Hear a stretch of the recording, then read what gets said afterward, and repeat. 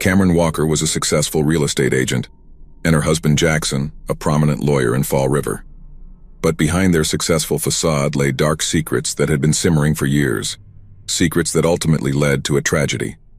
Miriam Reynolds, Cameron's younger sister, had returned to Fall River a year before, in September of 2022, to reconnect with her family.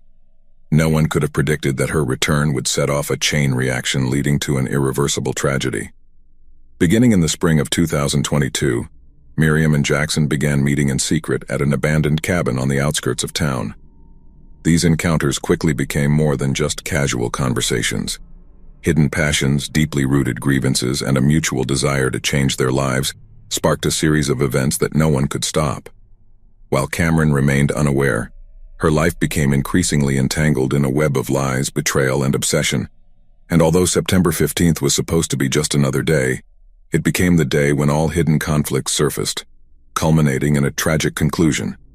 A witness, a local bartender, recalled seeing Jackson and Miriam together late at night at the pub. Their behavior seemed too close for a brother and sister-in-law. They were acting strange.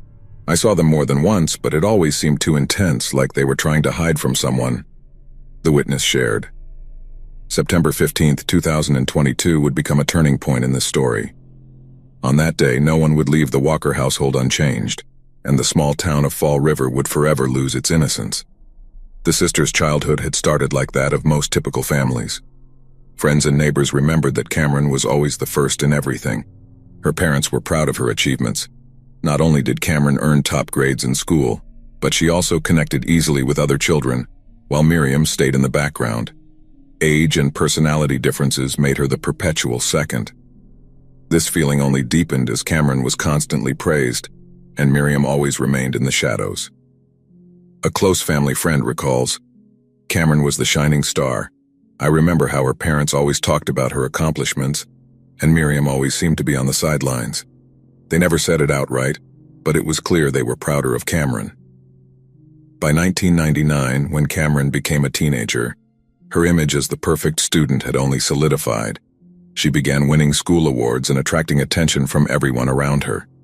Meanwhile, Miriam, approaching her own teenage years, grew increasingly resentful and rebellious. At this age, the conflict between the sisters intensified. What had once seemed like harmless rivalry turned into open hostility. The parents tried to maintain balance, but their focus on Cameron's success only further distanced Miriam. Cameron graduated from high school with honors, preparing to go to college. At the graduation ceremony, 14-year-old Miriam showed her first clear sign of jealousy. She left early, avoiding any moment of congratulations with her sister. This event marked a point of no return in their relationship. Miriam began withdrawing more and more, seeking attention through unpredictable behavior, and forming risky relationships and friendships. Neighbors remembered that after that graduation, a rift formed between the sisters. Cameron went off to study at a prestigious university, while Miriam stayed in town, feeling like a nobody. It was obvious to everyone who knew them. Cameron returned to Fall River after several years of study and after successfully starting her career in real estate. Soon she met Jackson Walker, who worked as a lawyer at a small but respected law firm. Their relationship flourished quickly, and in October of 2020, they married in a grand ceremony that became the talk of the town. Cameron and Jackson bought a house in an affluent part of Fall River. Everything seemed perfect. Both thrived in their careers, actively participating in the town's social life. They frequently hosted dinners, bringing together friends and colleagues. To others, their marriage seemed to be the picture of perfection. Everything in their lives appeared harmonious and peaceful, but beneath this facade, cracks began to form. Jackson's friends recalled, "Jackson was very successful at work, but I think he always felt pressured to be flawless. Everyone knew he was stressed about his career. He worked hard to be the perfect husband for Cameron, but over time that pressure built up." Cameron also began to notice that their relationship was becoming more formal. Jackson spent more and more time at work while Cameron tried to maintain the appearance of happiness. This was only the beginning of the impending crisis in their marriage. After many years away, Miriam returned to Fall River. During that time, she had barely kept in touch with her family, moving from one city to another. She came back more confident but shrouded in mystery. Those who had known her before immediately noticed changes in her behavior. Miriam was no longer the vulnerable girl they remembered. She seemed strong but also unstable, Neighbors noted. Miriam was always different, but when she came back there was something unsettling about her. She rarely spoke about where she had been or what she had done all those years, but there was a strange coldness about her.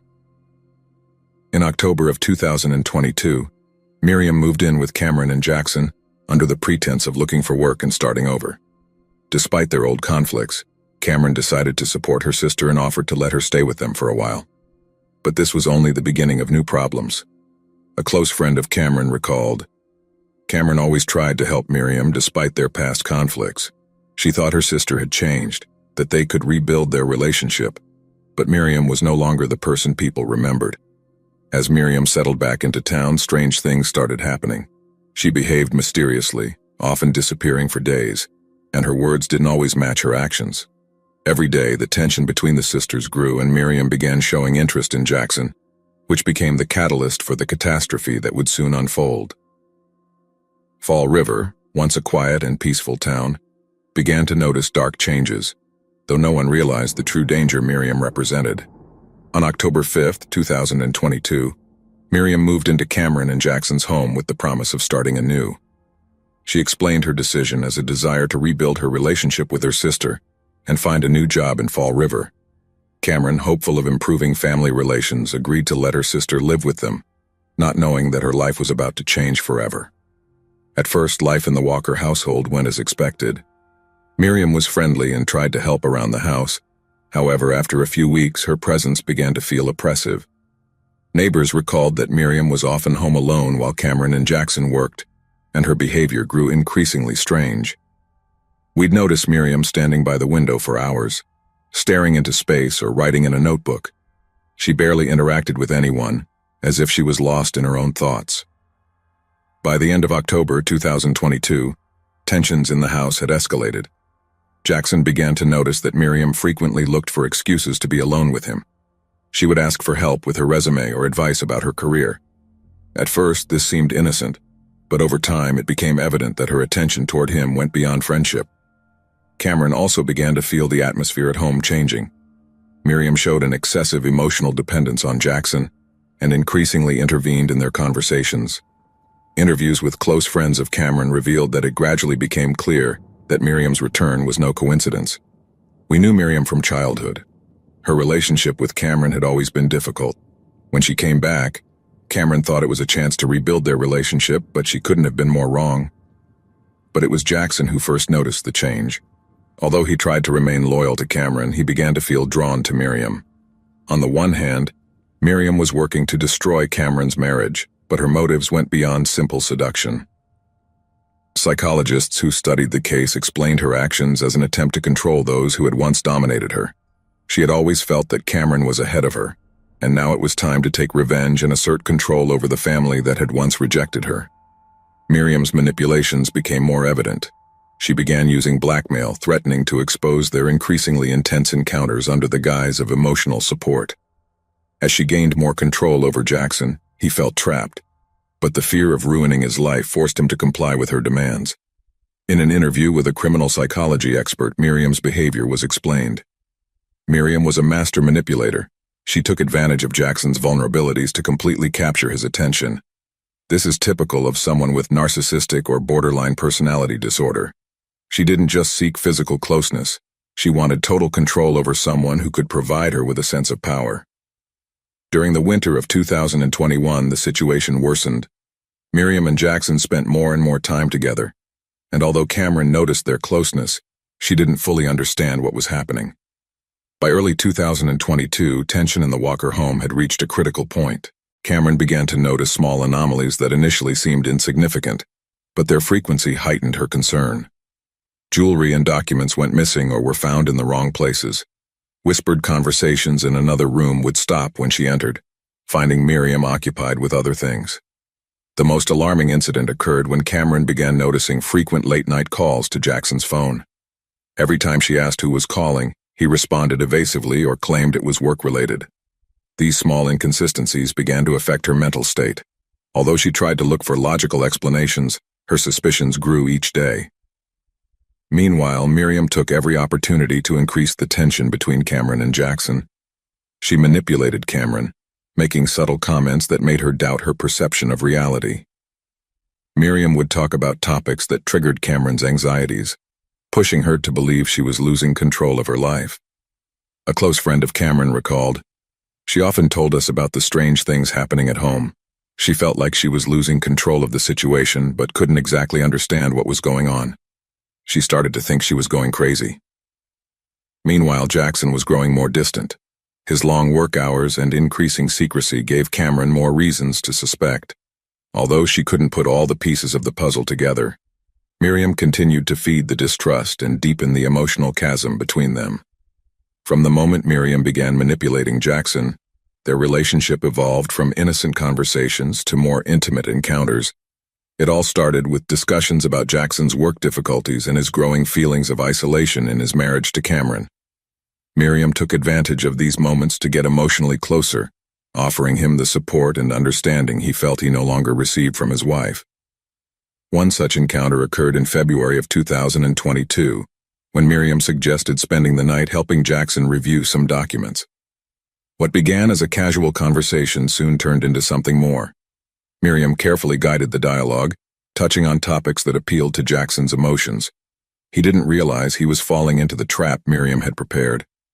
A friend of Jackson recalled, "At first it all seemed innocent, but he soon began talking about her as if she were his salvation." Over time, the encounters became more frequent and intimate. They began meeting secretly at night, taking advantage of Cameron's absences. Miriam played with Jackson's attraction, awakening emotions in him that he had long repressed. By March of 2022, their relationship had blossomed into a full-blown affair. Miriam and Jackson started seeing each other in secluded places, careful not to draw attention. They used empty houses that Cameron was selling as a real estate agent to hide.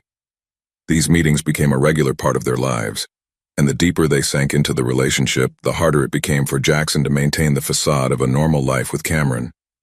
In March, the situation reached a point of no return when Miriam began pressuring Jackson to spend more time with her and less with Cameron. She even suggested they leave town together and start a new life far from their surrounding problems.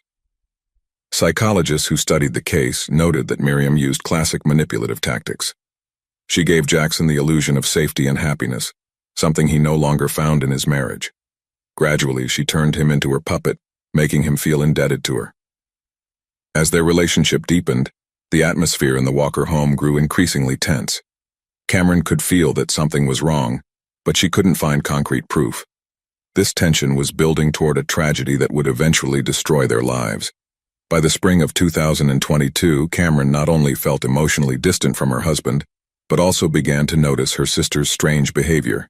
Miriam acted with excessive confidence and mystery, leaving a trail of questions that Cameron couldn't answer.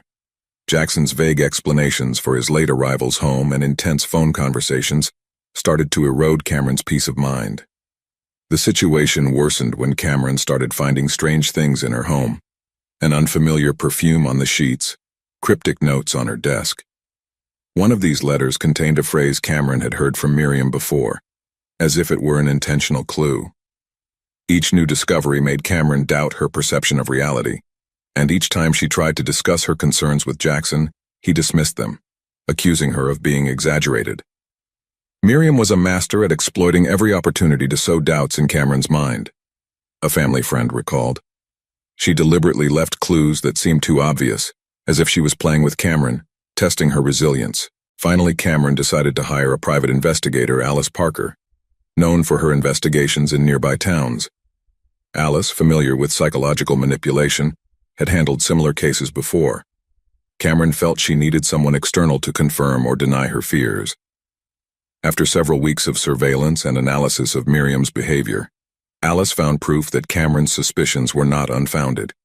She discovered a pattern in which Miriam had wreaked havoc on the lives of other men in different cities. What initially seemed like coincidences, broken relationships, infidelities, financial problems connected to a larger pattern, with Miriam at the center of it all. Alice also uncovered old court documents revealing that Miriam had been involved in the destruction of several marriages and the lives of different men.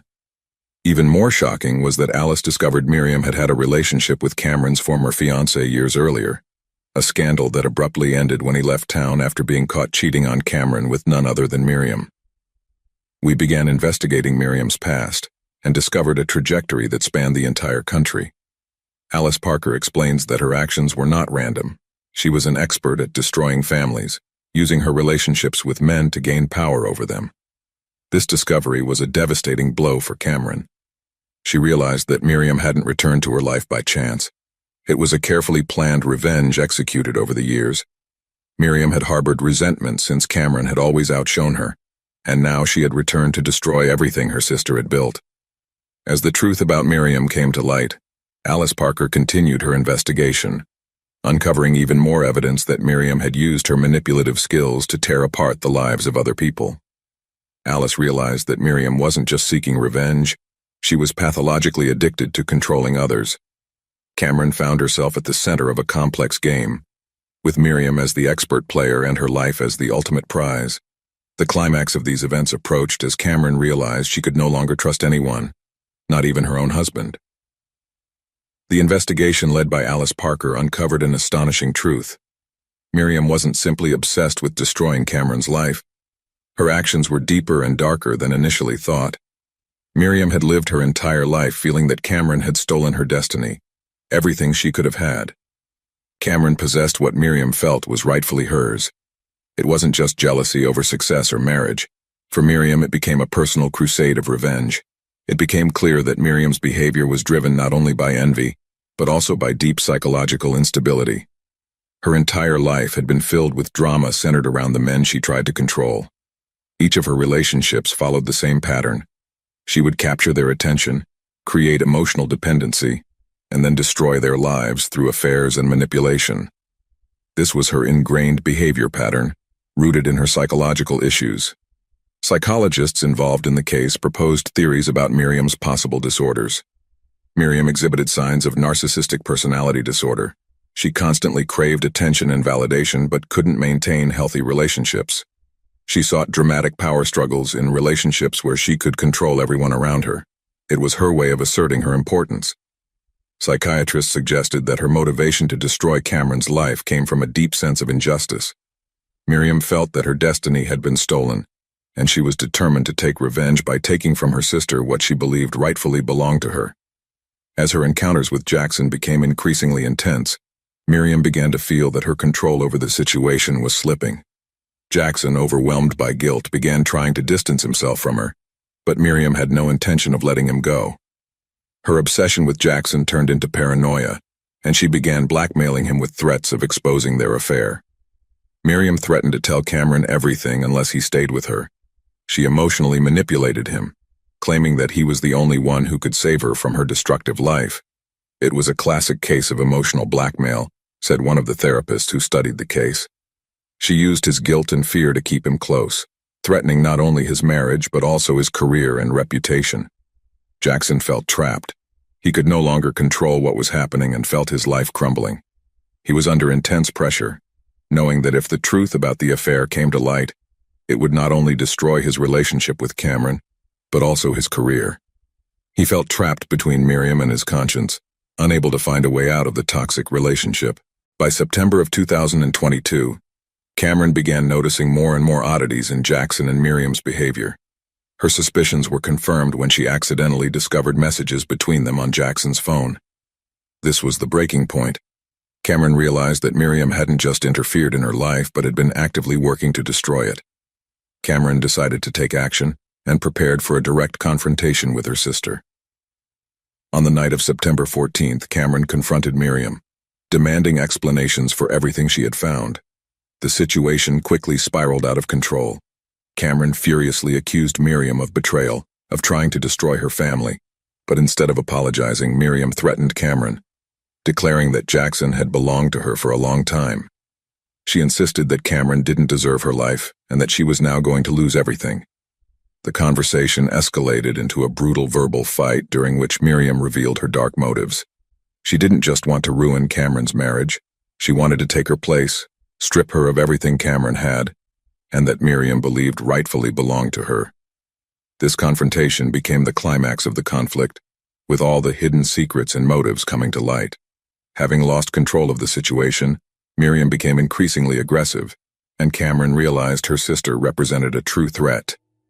That night, unresolved tension settled between them, setting the stage for the tragic events that would soon unfold. The family party that Cameron and Jackson organized was intended to be an attempt to restore harmony in their relationship and return to their former life. But beneath the festive facade, tension was bubbling, ready to explode. Cameron had made a firm decision to expose the truth about Jackson and Miriam's affair in front of everyone. She wanted to end the lies and manipulations that were destroying her life. As the night reached its peak, Cameron stepped forward and began speaking about the betrayal. However, before she could reveal the full truth, Miriam intervened. She was prepared for this moment and began blackmailing Cameron, Jackson, and even some prominent town guests whose secrets she knew. It turned out that Miriam hadn't just been manipulating her family. She had also entangled other men in Fall River, engaging in affairs and gathering damaging information. Alice Parker, the private investigator Cameron had hired, found evidence that Miriam had been ruining more than just the lives of Jackson and Cameron. With her help, it became clear that Miriam had been controlling the fates of several men over the years, manipulating their relationships and threatening to expose them. That night marked the culmination of her prolonged schemes.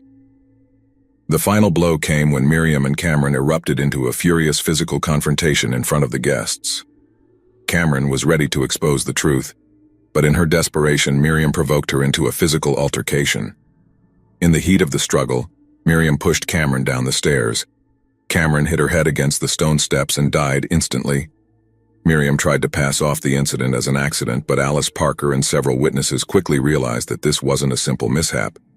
After Cameron's tragic death, Miriam attempted to pass the incident off as a fatal fall, hoping her plan would remain hidden.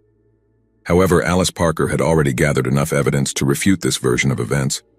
The witnesses at the party had seen the entire altercation, leaving Miriam no way to evade justice. The police arrested her on the spot. Miriam's trial became an immediate sensation. During the proceedings, prosecutors presented undeniable evidence of her manipulation, blackmail, and premeditated murder of Cameron. The case was complicated by Miriam's history. Numerous testimonies emerged from ruined lives and families in other cities, with statements from men whom Miriam had used to achieve her goals. Court experts provided their assessments. Miriam suffered from narcissistic and borderline personality disorders, manifesting in her pathological need to control others. However, these diagnoses did not serve as mitigating factors in the case. Prosecutors argued that her actions were intentional and that she consciously sought to destroy her sister's life. The court sentenced Miriam to 25 years in prison for premeditated murder and multiple counts of blackmail. The town was shaken by this conclusion, knowing that Fall River would forever remember the Reynolds sisters and their tragic story. In an interview, Alice Parker shed light on Miriam's true motives. She emphasized that this wasn't just about an affair. It was a meticulously planned revenge that Miriam had been plotting for years to ruin her sister's life. She wanted to take everything from her: her family, her reputation, and ultimately her life. Alice Parker also recalled how the investigation revealed the devastating consequences Miriam had left behind. Numerous lives and families destroyed. Her obsession with controlling people proved to be deeper and more dangerous than anyone could have imagined. Jackson Walker, having survived the trial and lost his wife, remained in a deep emotional and moral crisis.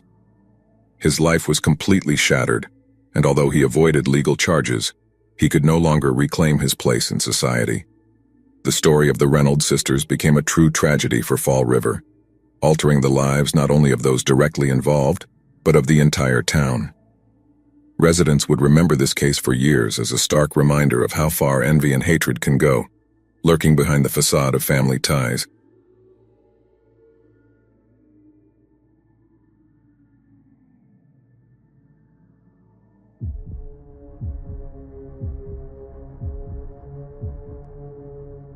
The morning of July 13th began like any other in Fontana. The sun rose, casting a warm glow over well-kept gardens and white fences. Residents awoke to the familiar sounds of birds singing and the distant hum of lawnmowers. Children were getting ready for another day of summer vacation while adults headed to work, sipping coffee and listening to the morning news. The air was filled with the sweet scent of blooming flowers and the promise of another peaceful day. Little did they know that their world was about to be shaken. As the clock struck noon, the serene atmosphere was abruptly interrupted by the piercing sounds of sirens, police cars, and ambulances. Their lights flashing urgently, they sped down the quiet Taylor Street. The sudden cacophony drew residents out of their homes, faces marked by worry and curiosity. They gathered in small groups along the sidewalks, exchanging confused looks and whispered speculations. Rumors began to circulate, each more alarming than the last, but none could prepare them for the harsh reality that was about to unfold. Emergency services arrived at a modest two-story house nestled among the trees. The scene that awaited them was one of deep tragedy. The lifeless body of a young girl lay in the tranquil surroundings, her life tragically cut short. The sight sent a wave of horror through the first responders, who quickly cordoned off the area with grave, determined faces. The news spread like wildfire through the community, leaving a trail of disbelief and anguish in its wake. The tragic story that emerged would forever change the lives of those who called Fontana their home. Harold Miller, a native of Fontana, was a man who had once held the promise of a bright future. At 30 years old, he was known throughout the city for his charismatic personality and impressive athletic skills. In his high school days, he was the star of the football team, his name cheered by adoring crowds as he led the Fontana Cougars to victory after victory.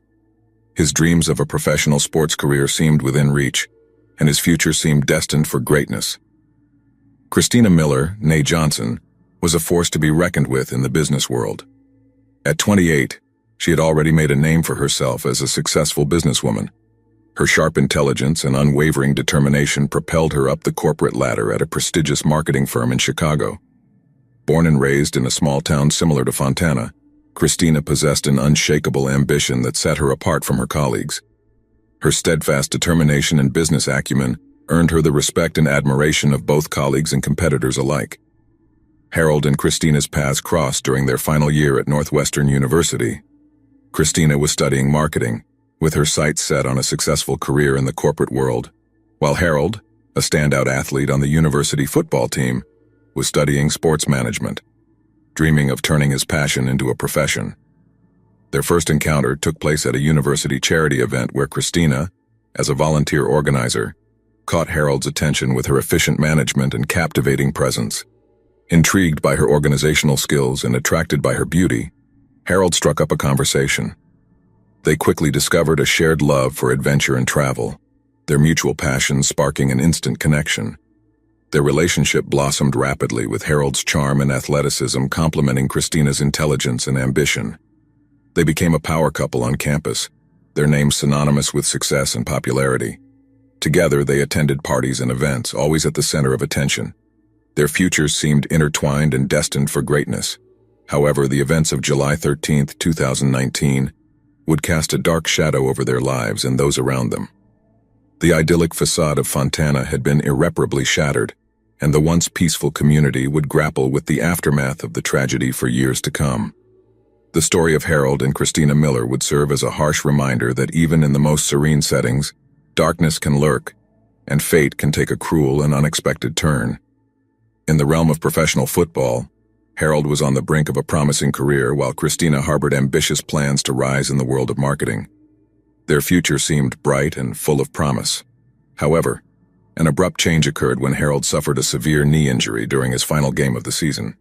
This injury not only ended his football aspirations, but also burdened him with chronic pain and a deep sense of purposelessness. During his recovery, Christina remained by his side, offering unwavering support and affection. Undeterred by this setback, they decided to marry shortly after graduation, believing that their love could conquer any adversity. Initially, their union was solid. They settled into a spacious and opulent home in Fontana, California, with a large yard and a sparkling pool. Christina quickly rose up the corporate ladder at a distinguished marketing firm in Chicago, securing a lucrative position that allowed them to maintain their lavish lifestyle. Meanwhile, Harold faltered, unable to pursue his dream of professional football. He embarked on various jobs, none of which lasted due to his physical limitations and growing exasperation. Over time, the balance in their relationship began to shift. Christina's career flourished, requiring long hours and frequent travel. In contrast, Harold became increasingly sullen and resentful. He struggled with his new reality, feeling emasculated by his inability to contribute financially. The dynamic, adventurous man transformed into a mere shadow of himself, consumed by acrimony and self-pity, with Christina often absent due to work. Harold sought refuge in the company of his friends with his residence, complete with an attractive pool and large yard, becoming a frequent gathering spot. Harold hosted gatherings, inviting his friends for barbecues and pool parties. These events often involved heavy drinking and video games, providing a temporary reprieve from his feelings of inadequacy. The air rang with laughter and the clinking of glasses, hiding the underlying tension in his life.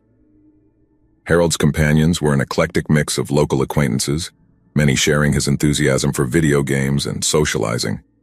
They would spend hours by the pool, soaking up the sun, drinking beer, and engaging in lively discussions about sports and life. Inside the house, Harold took refuge in his video game setup, losing himself in virtual realms where he could briefly forget his frustrations. The combination of alcohol and video games offered a fleeting sense of contentment, but did little to address the core of his discontent. Creating a facade of prosperity, Harold delighted in showing off his Dodge Challenger, enjoying the admiration it attracted as he drove around town. He would tell stories of his supposed triumphs in cryptocurrency trading, projecting an image of financial security and autonomy. However, his real involvement in cryptocurrencies was scant and erratic, more of a distraction than a genuine source of income. The luxury car and the image of a successful trader were elements of a persona he cultivated to hide his deep insecurities. The Miller residence, a monument to Christina's diligence and achievements, presented a disturbing contrast to Harold's inner turmoil. The spacious contemporary home had all the hallmarks of opulence: meticulously kept gardens, a pristine pool, and elegantly decorated interiors. To outsiders, the Millers embodied the American dream, a perfect couple enjoying the fruits of their labor. However, beneath this appearance, their union was falling apart.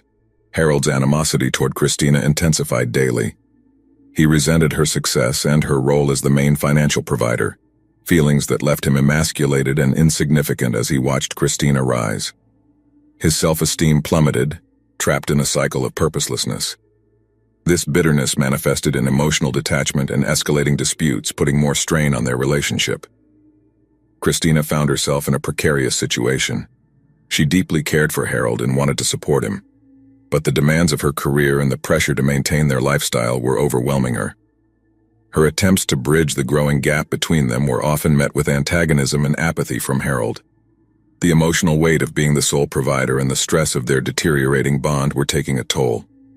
Next door to the Millers lived the Waters family.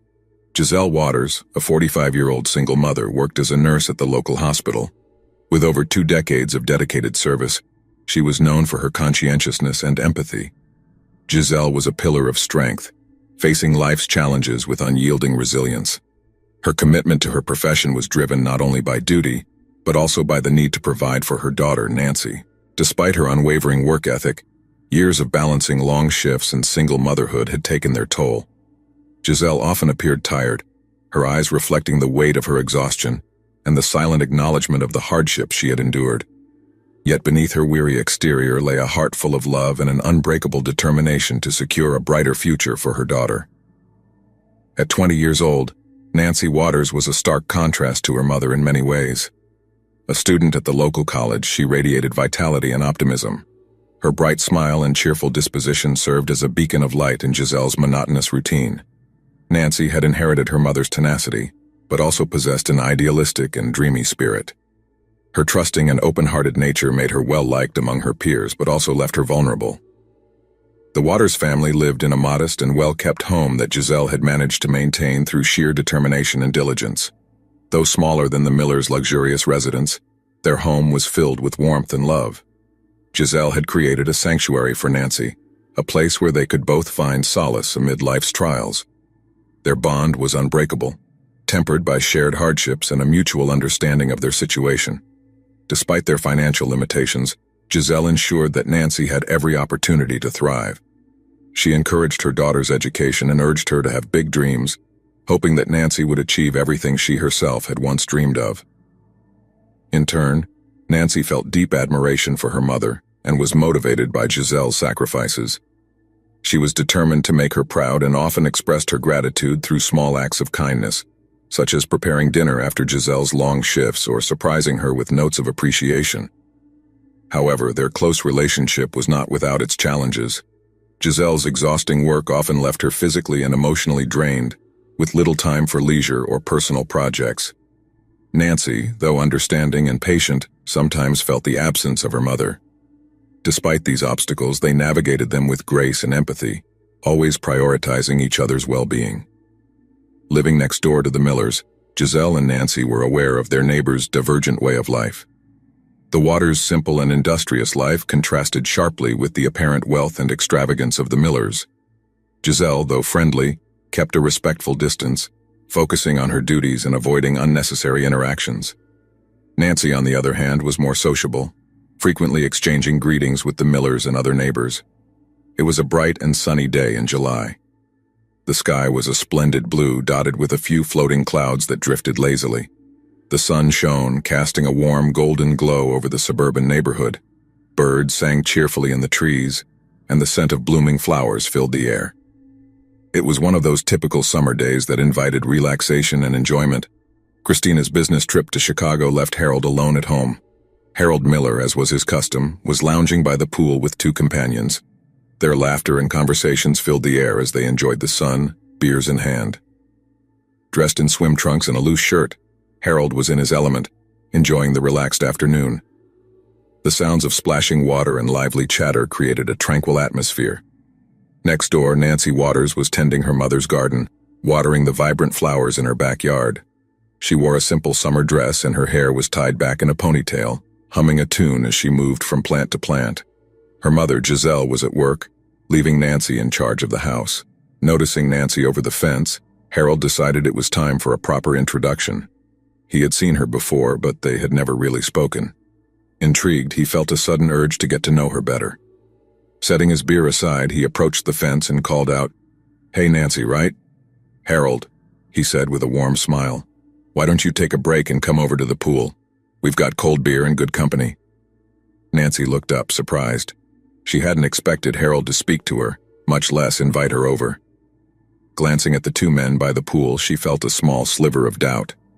"Oh, thanks, but I should finish up here," she replied, trying to hide her nervousness. Harold wasn't one to give up easily. "Come on, it's a beautiful day, just for a couple of hours. You deserve a break too," he persuaded in an inviting tone. Nancy bit her lip, torn between her initial reluctance and her growing curiosity. Her mother was at work and she didn't have any pressing chores. Maybe a bit of relaxation wouldn't hurt. She finally agreed. "All right, just for a little while." Setting the watering can aside, Harold's face lit up with a victorious smile. "Great. Come on," he said, opening the gate between their yards. Nancy walked over to him, feeling a mix of excitement and apprehension. Harold introduced her to his friends, who greeted her with friendly smiles. They offered her a cold beer, and soon she found herself sitting by the pool, chatting and laughing with them. The atmosphere was relaxed and welcoming, and Nancy began to feel more at ease. Harold observed Nancy with renewed interest. There was something about her that captivated him. Her genuineness and kindness, qualities that seemed rare in his world. As the afternoon wore on, they discussed various topics, her studies, her interests, and the neighborhood. The conversation flowed effortlessly, and Harold felt a connection forming. Nancy also felt drawn to Harold. He was charming and attentive, making her feel special in a way she hadn't experienced before. Their bond deepened as the afternoon passed in a haze of laughter and shared stories, marking the beginning of an unexpected friendship. An emerging connection with Harold enveloped Nancy as they exchanged stories and laughter. This unexpected encounter ignited a friendship that would soon blossom into something deeper. From that day on, Harold began inviting Nancy over more frequently. Every time his friends gathered by the pool, he made sure she was always included. What began as casual gatherings gradually turned into a routine. Nancy looked forward to these moments, enjoying the company and the sense of belonging she felt with Harold and his friends. 2 weeks after their first meeting on a warm Friday evening, they were relaxing by the pool once again. The setting sun bathed the water with a golden glow as the group's spirits rose with laughter and the clinking of beer bottles. As the night cooled, Harold suggested they move indoors. "Hey, Nancy," he said, capturing her attention. "Want to join me for some video games in the basement? It'll be fun." Nancy paused briefly, then accepted. "Sure, why not?" she replied, intrigued by the prospect. Leaving the pool, Harold led Nancy inside and down to the basement. The cool interior offered relief from the summer heat. The spacious, well-equipped basement featured a large television and several gaming consoles. Nancy settled onto the couch while Harold set up the game. Soon, the room was filled with their laughter and playful banter. The game provided a perfect distraction, allowing them to relax and enjoy each other's company. As they played, their bond intensified, fueled by shared delight. After a while, a pause in their conversation ensued. Nancy looked at Harold, noticing how his gaze rested on her. The atmosphere felt electric, charged with unspoken tension. Her heart beat with a mix of nerves and excitement. Harold took a deep breath and leaned closer. "Nancy," he whispered, his voice soft and alluring. "I've wanted to do this for a while." Before Nancy could respond, Harold gently pressed his lips against hers. Initially hesitant, the kiss was a mix of uncertainty and desire. Nancy's surprise soon transformed into a surge of emotions, a spark of passion interwoven with vulnerability. Their kiss deepened, intensifying as they surrendered to the moment. When they finally parted, breathless and blushing, Nancy looked into Harold's eyes, reflecting her own confusion and desire. The kiss had awakened something within her, a mix of excitement and a tinge of guilt and uncertainty. Harold, too, wrestled with his feelings.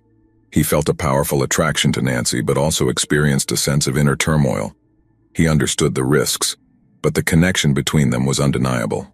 This kiss had brought them closer, marking the beginning of a complex and tumultuous relationship. That moment in the basement was a foreshadowing of what was to come. From then on, their interactions overflowed with a new intensity. Harold continued inviting Nancy, making their meetings more frequent and intimate. What had begun as a simple friendship was now turning into something deep, filled with passion and challenges. The bond between Harold and Nancy flourished quickly, taking on a life of its own. What had started as an innocent friendship soon transformed into a clandestine and passionate romance. The thrill of their secret encounters added an exciting element that neither had experienced before. They became adept at finding stolen moments, always careful to keep their budding relationship hidden from prying eyes. For Harold, this affair offered a much-needed escape from the monotony and frustrations of his daily life. His marriage to Christina had lost its spark long ago, and the pressures of his injury and unemployment had eroded his self-esteem. Nancy's youth and genuine affection gave him a new vitality, making him feel desired and alive once more. He eagerly anticipated their secret encounters, the excitement giving him a renewed sense of purpose. Nancy, for her part, felt an intense connection to Harold, something she had never known before. He made her feel appreciated and significant, filling a void left by her father's death and her mother's constant absence due to work. Attracted by Harold's confidence and charm, she enjoyed the attention he gave her. Their relationship provided her with a sense of belonging and importance, something she had deeply longed for. As their secret romance developed, both Harold and Nancy found comfort and excitement in each other's company. Every stolen moment was a sanctuary from their respective struggles, a place where they could be truly seen and understood. Yet amid the passion and excitement, shadows of guilt and uncertainty persisted, hinting at the complexities that lay ahead. Whenever the opportunity arose, they met frequently, turning the Miller residence into their clandestine hideaway. When Christina was away on business or working late, the pool area and the spacious basement became refuges where they could be together without fear of being discovered. These secret meetings were charged with intense emotions as they navigated the intricate complexities of their forbidden love. Their time together was filled with laughter, whispered conversations, and tender moments that strengthened their bond. They shared hopes and dreams, fears and insecurities, forging a deep emotional connection that transcended the physical. Harold would often confide in Nancy about his struggles and frustrations, and she listened with empathy and understanding, offering the support he so desperately needed. In return, Harold provided Nancy with a sense of security and admiration, making her feel valued and appreciated. Their physical relationship grew increasingly passionate and intimate with each encounter, as they explored their desires and fantasies, finding comfort and pleasure in each other's arms. The secrecy of their romance only intensified their connection. Every stolen kiss and touch carried the thrill of possible discovery, adding an exhilarating edge to their time together. However, amid the passion and excitement, both Harold and Nancy recognized the fragile nature of their relationship. They understood that their romance was built on a foundation of secrecy and deception, and that their actions could cause immense pain if discovered. Yet, the intensity of their feelings often eclipsed these concerns as they allowed themselves to be swept up in the thrill of being together. As weeks turned into months, their bond deepened, and they found themselves increasingly entwined in each other's lives. They began to share more personal details, cultivating an intimacy that extended beyond the physical. Nancy confided in Harold about her struggles at college and her future aspirations, while Harold opened up about his marital frustrations and his longing for a more fulfilling life. These conversations brought them closer, forging a connection that felt indestructible. Harold began making subtle adjustments in his life to accommodate his relationship with Nancy. He created opportunities to see her, whether by running errands near her college or adjusting his schedule to match hers. Nancy, in turn, balanced her studies and responsibilities carefully to make time for Harold. They became skilled at maintaining their double lives, always meticulous in keeping up appearances and avoiding suspicion. Their secret world was a delicate dance of stolen moments and shared confidences, a sanctuary where they could escape the realities of their lives. However, even as their bond grew stronger, the looming threat of discovery hung over their forbidden love. Their relationship also began to impact their interactions with others. Harold struggled to maintain his composure around Christina, the guilt of his infidelity gnawing at his conscience. He grew more distant and irritable, often lashing out in frustration. Nancy, too, found it challenging to conceal her feelings, struggling to focus on her studies and maintain her relationships with friends and family. One night, Christina returned from a business trip earlier than expected, hoping to surprise Harold. She had planned this spontaneous gesture to rekindle the passion in their deteriorating marriage. Entering the house quietly, Christina noticed the unusual silence, expecting to find Harold in his usual spot by the pool or in the living room. Perplexed, her attention was drawn to the faint light emanating from the master bedroom upstairs. Curiosity mixed with excitement as Christina climbed the stairs, careful not to make a sound, her heart racing in anticipation of the surprise she was about to give her husband. However, as she reached the door of the master bedroom, she was met with a sight that shattered her world. There, on their marital bed, were Harold and Nancy in an intimate embrace. Christina's mind raced as she tried to process the scene before her. The initial shock quickly gave way to a blinding rage fueled by betrayal and hurt. She launched an attack on Nancy, screaming and flailing in fury. Her sudden assault caught both Harold and Nancy off guard. Harold tried to restrain Christina, shouting for her to stop, but his efforts were in vain. The room echoed with Christina's anguished cries and the chaotic struggle that ensued. The once peaceful sanctuary of their home had become a battleground of raw emotions and shattered trust. The repercussions of their secret love had manifested abruptly and violently, leaving all involved reeling from the devastating fallout. Terrified and disoriented, Nancy managed to break free from Christina's grasp, clutching at her clothes as she fled the bedroom, desperate to escape. Christina, driven by a mix of rage and pain, chased her down the hallway. At the top of the staircase, Christina caught up to Nancy and, with a violent push, sent her tumbling down the stairs. Nancy's body twisted and turned uncontrollably, finally landing with a sickening thud on the cold granite floor below. Harold watched in horror as Nancy lay motionless at the foot of the stairs. He rushed to her side, his heart sinking as he realized the severity of her injuries. Her neck was at an unnatural angle and a pool of blood was forming beneath her head. It was evident that she had not survived the fall. Overcome with guilt and disbelief, Harold sprang to his feet and dialed 911, his voice trembling as he relayed the situation to the dispatcher. Within minutes, the air filled with the wail of sirens as police and paramedics arrived at the Miller residence. Officers entered the house to find a scene of chaos. Harold was kneeling beside Nancy's lifeless body, tears streaming down his face, while Christina, in shock, sat on the floor at the top of the stairs, her hands stained with Nancy's blood, staring blankly ahead. The officers quickly assessed the situation as the paramedics confirmed that Nancy had succumbed to her injuries. The police then turned their attention to Christina and Harold. Christina was arrested on the spot, handcuffed, and led away, still in a daze. Harold, visibly shaken, was questioned by the officers. He recounted the events, explaining how Christina had attacked Nancy in a fit of rage, ultimately causing her fatal fall. News of Nancy's death spread quickly. Giselle Waters, Nancy's mother, was at work when she received the devastating call. Her colleagues tried to console her as she broke down in tears, the reality of her daughter's death hitting her like an unstoppable wave. The pain and anguish were palpable as Giselle struggled to come to terms with the loss of her beloved daughter. Back at the Miller residence, the police conducted a meticulous investigation. They documented the scene, taking photographs and collecting evidence. The once tranquil and elegant home was now a crime scene marked by the tragedy that had unfolded within its walls. The stark contrast between the former serenity and the current chaos underscored the devastating impact of the events that had occurred.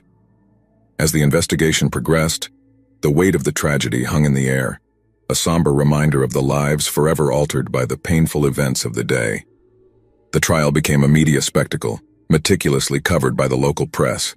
Reporters and cameras crowded outside the courthouse, eager to capture every nuance of the case that had stunned the community. Inside the courtroom, emotions ran high as the grim details of that fateful day were recounted. Christina's defense centered on a claim of temporary insanity, arguing that she had acted in a moment of uncontrollable rage upon discovering her husband's infidelity. Her lawyers contended that the shock and betrayal had overwhelmed her, leading to her violent outburst. Christina herself appeared fragile and remorseful, her once composed demeanor shattered by the gravity of her actions. Despite the emotional testimonies and pleas for leniency, the prosecution presented a starkly different narrative. They emphasized the premeditated nature of Christina's attack, highlighting her pursuit of Nancy and the fatal push down the stairs. Harold's testimony against Christina proved crucial, as he recounted the horrific events and the deliberate nature of her actions. The jury was shown graphic evidence, including photographs and witness accounts, leaving little room for doubt. After weeks of intense deliberation, the jury found Christina guilty of first-degree murder under California state law. The judge, acknowledging the severity of the crime, sentenced her to life in prison without the possibility of parole, as mandated by state law for premeditated murder. Christina's face was a mask of despair as the verdict was read, her life irrevocably altered by a moment of violent rage. Harold, grappling with his own guilt and grief, was left to pick up the broken pieces of their lives. He inherited his wife's substantial fortune, including their luxurious home and assets. However, the material wealth offered little solace. Haunted by memories of Nancy and the knowledge that his actions had led to such a tragic end, Harold found himself isolated and consumed by regret. The life he had known was gone, leaving him to face a future marked by loneliness and sorrow. Testifying in the case of Christina Miller was a harrowing experience. Watching her life unravel into violence and culminate in such a brutal act was shocking. Her fierce attack on Nancy Waters, fueled by the rage over the affair with her husband Harold, resulted in a conviction for first-degree murder. The statements and evidence in court left no doubt about her guilt. Life imprisonment without the possibility of parole seemed just. However, the tragedy left an indelible mark on all involved. Harold's guilt and isolation, despite inheriting the fortune, underscored the deep scars left by this devastating series of events. The trial served as a grim reminder of the destructive power of jealousy and betrayal, and of the irreparable harm they can cause to lives and communities.